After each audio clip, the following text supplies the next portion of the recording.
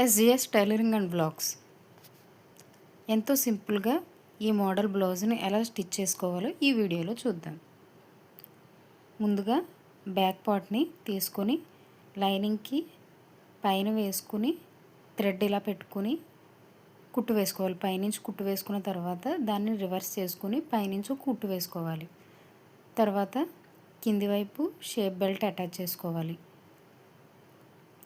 Normal మనం back ఓపెన్కి ఏ విధంగా అయితే కుట్టుకుంటామో ఆ విధంగా ఉక్స్ పట్టి కాజా బట్టి డాట్స్ కూడా వేసుకొని బ్యాక్ పార్ట్ అయితే రెడీ చేసుకోవాలి. ఫ్రంట్ పార్ట్కి వచ్చేసి ఇలా డిజైన్ వచ్చింది కాబట్టి నేను క్లాత్ని తిరిగేసి కుట్టుకుని ఈ విధంగా డాట్స్ కూడా అటాచ్ చేసుకున్నాను. తర్వాత షేప్ బెల్ట్ అయితే అటాచ్ చేసుకోవాలి.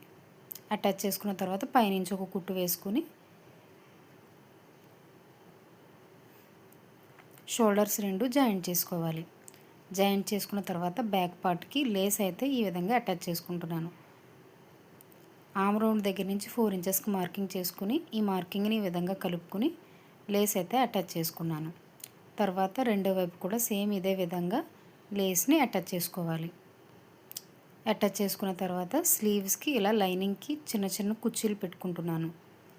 తర్వాత మెయిన్ పీస్ని తీసుకుని కుర్చీలు ఏ విధంగా పెట్టుకున్నామో అదే కుట్టు పైన ఈ మెయిన్ క్లాత్ అనేది వచ్చే విధంగా కుట్టు వేసుకుని పైవైపు తిరగవేసుకుని కుట్టు వేసుకుంటే ఖర్చు అనేది కనబడకుండా ఉంటుంది. పైన లేస్ అటాచ్ చేసుకున్నాను.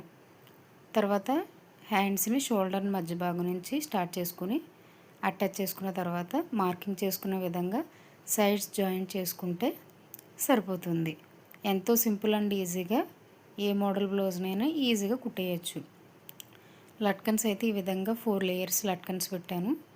ఫ్రంట్ అయితే ఈ విధంగా వచ్చింది షేప్ బెల్ట్. అలాగే హ్యాండ్స్కి ఈ విధంగా సింపుల్ అండ్ ఈజీగా మోడల్ అయితే పెట్టాను. బ్యాక్ ఓపెన్ ఇది.